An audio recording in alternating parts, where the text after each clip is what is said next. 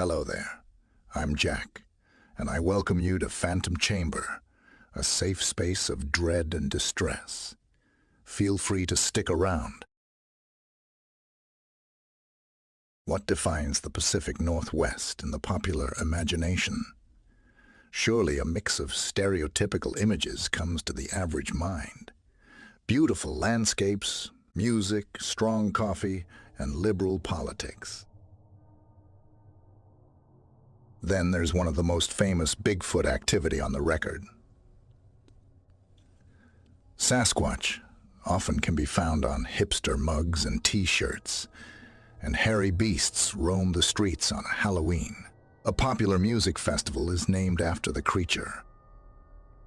As a result, it's been largely forgotten that intrepid investigators in these parts took the mystery seriously for years, tracking giant footprints and collecting reports of freaky whistling noises heard in the forest. No one knows for sure when the Northwest's Bigfoot legend truly began, but the most successful launching pad for the public's obsession with it is known. A battle that supposedly took place in a narrow gorge on the east flank of Mount St. Helens. The gorge is now called Ape Canyon. That's where, in the summer of 1924, a group of gold prospectors stumbled out of the woods, shaking and glassy-eyed, to tell of 7-foot-tall ape-like animals attacking them with boulders.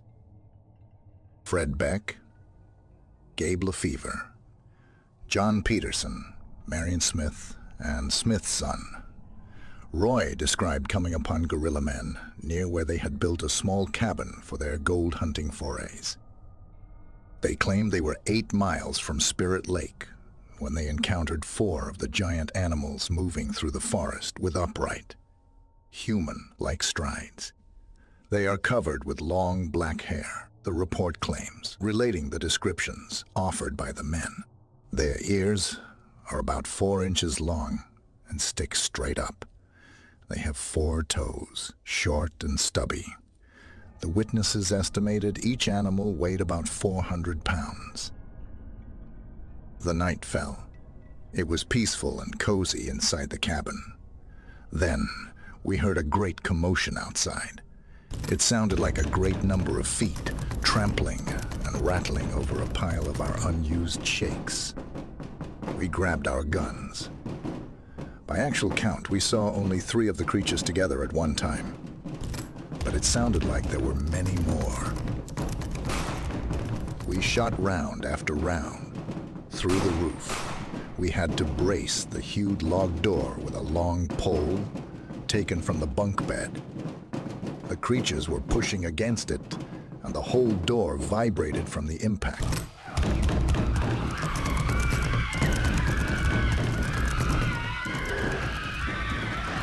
We responded by firing many more rounds through the door. They pushed against the walls of the cabin as if trying to push the cabin over.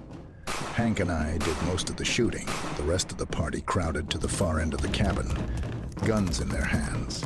One had a pistol, which still is in my family's possession. The others clutched their rifles. They seemed stunned and incredulous, taken aback at the sight of the huge beasts. Fred Beck fired his rifle at one of the creatures and struck 3 times. The wounded animal toppled off a cliff. Beck reportedly claimed years later that another member of the party fired the shots. The attack continued the remainder of the night, with only short intervals between. The attack ended just before daylight.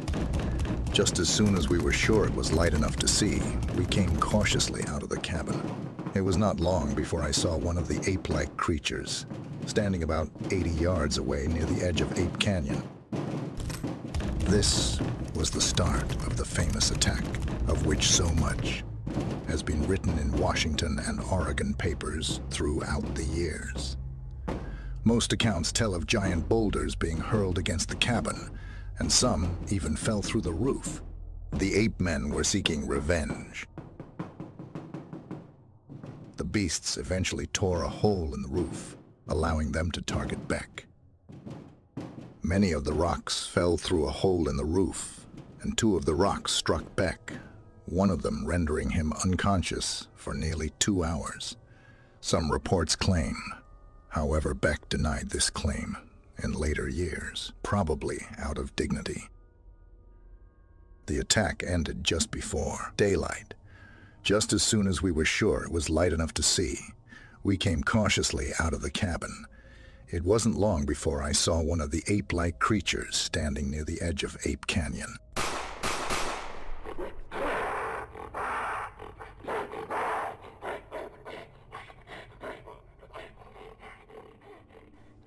Then Hank said that we should get out of there as soon as possible and not bother to pack our supplies or equipment.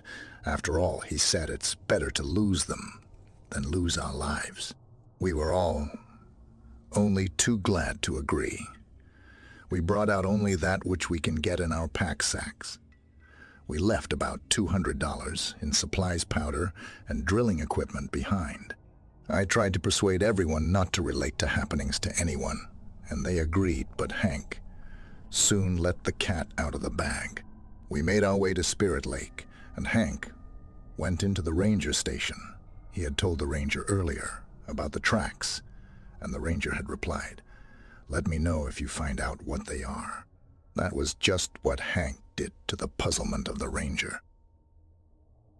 When we were back at home in Kelso, Washington, he told some of his friends, and somehow the story leaked out to the papers, and the great ape hunt of 1924 was on. Local reporters interviewed us. They came from Portland and Seattle. Even a big game hunter from England came asking questions, and he had a large gun with him that must have been used to hunt elephants down. Many people flocked to Mount St. Helens area, looking for the great hairy apes or mountain devils. I myself went back with 2 reporters and a detective from Portland, Oregon. We found large tracks, and they photographed them. We did not see any of the ape men then, nor could we find the ones we had shot. Some people were asking questions. Was it true, or was it just a wild tale? I can assure you, it is true. Are they human, animal, or devils? I can't tell for sure. That was a great ape hunt in 1924. In the last few years, more and more people have reported seeing them. There is an ape hunt of being revived again, and another man has written a book on the subject and has formed a club whose purpose is to find evidence to prove what they already believe, that abominable snowmen of America do exist.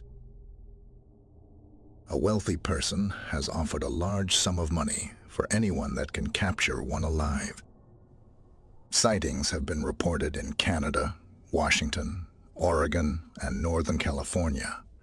But the purpose of this report is not only to relay my experiences, but also to bring to light my knowledge about the abominable snowman. I do not wish to join an expedition, but I wish to tell what these things are. Tales of giant ape men weren't exactly new to the area. Hunters, lumberjacks, and prospectors had seen massive footprints now and again over the years, and Native Americans in the area had spoken of mountain devils. But few people seriously worried about the possibility of huge, unknown creatures being out there in the forest. That changed when the gold hunters returned to civilization that summer day in 1924. The dramatic story of their battle with large, human-like beasts was irresistible and thus hard for people to dismiss. With news reports and word of mouth causing a local sensation, the U.S. Forest Service decided to investigate. Rangers J. Huffman and William Welch hiked into the forest with Beck, who took them to the cliff where he said the wounded ape man fell. The rangers scrambled down the supposedly inaccessible canyon and found nothing. Beck and the rangers continued on to the prospector's cabin, and Beck pointed out the large stones that had been used in the attack. Huffman and Welch weren't impressed. concluding that the gold miners had probably placed the large stones themselves. But, an Oregonian reporter asked the rangers when they returned to Kelso, what about the 14-inch long footprints found near the cabin? Miners created an imprint in the ground using the knuckles and palm of their right hand. They were made that way, Huffman said. Despite the rangers' attempted debunking of the story, people still wanted to believe, and the tale continued to spread. Friends and acquaintances of the 5 men who reported their experiences are of the belief that they actually saw something which cannot be explained. Cowlitz tribe member Frank Wanasay told a reporter about peculiar creatures the tribe's elders had often spoken about. Mr. Wanasay described them as between 9 and 10 feet tall, correspondingly large in stature, and their bodies covered with long hair. The report continued. They were never seen. They traveled only at night.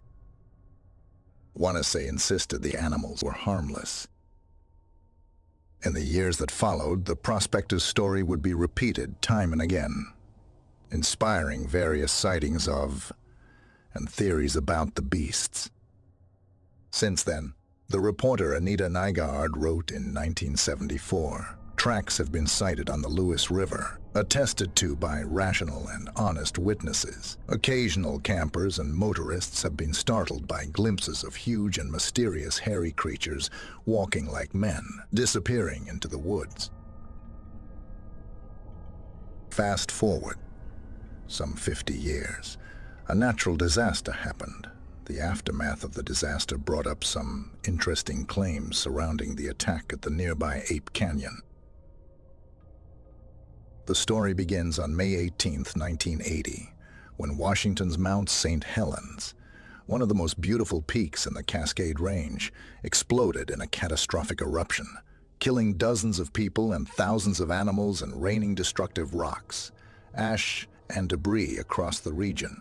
After the eruption, a thick flow of ash, mud, and fallen trees choked the rivers and streams and smothered what had once been healthy forests.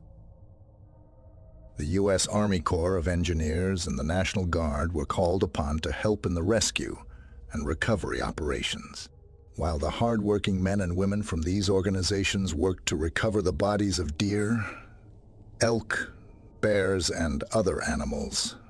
It is said that they also came across the bodies of 2 Bigfoots. These bodies were set aside, covered with tarps and guarded by armed men. The witnesses were warned to keep quiet. Not all the Sasquatch found on Mount St. Helens were dead, however. One purported witness states that he and other men were told to follow a very large, hairy man-like creature with a sad demeanor and a burned arm into the forest. They stopped at several isolated rocky areas with caves, and each time they stopped, the creature would make a strange sound. Sometimes there would be no answering call, while other times a second creature would respond with the same sound. Using this method, the rescuers were able to locate some badly burned Bigfoot creatures, who were then brought into the camp for medical attention. According to the tale, at the end of the rescue mission, there was a debriefing during which the witnesses were told that the Bigfoot creatures lived in the forest and just wanted to be left alone. They were asked to keep quiet in order to protect the few creatures that were left. Another supposed participant of the post-eruption rescue mission stated that his Air Force unit was sent to the Mount St. Helens area to help with the devastation. They were issued M16s and green helmets, marked guard, and were told to protect some of the military's medical tents and to prevent unauthorized people from entering the tents. This witness said he saw doctors guiding unusually tall people or creatures wrapped in overcoats, with their heads covered, into the medical tent. The injured beings were always covered with clothing and bandages so that their faces and hands could not be seen. It was a mystery to the men what they were guarding, but they were told that they were guarding victims of the eruption and to not ask any questions. In most versions of the story, the rescuers completed their missions and moved on without finding out what happened to the beings involved. Some accounts indicated that the beings were relocated to other parts of the Cascades, while others say that the beings were brought to military base Joint Base Lewis, which encompasses over 86,000 acres of mostly forested terrain in the South Puget Sound region. What exactly happened on Mount St. Helens following the eruption? Were burned Bigfoots really discovered and cared for by members of the military? Were they disguised as humans, wrapped in large coats and brought to makeshift hospitals for care? Many versions of this story exist online in various publications, videos, documentary films, etc. But hard evidence proving these events has proven difficult to find, despite witness testimonies. We may never have the full details of this event, but the story lives on as one of the most captivating Bigfoot tales of all time.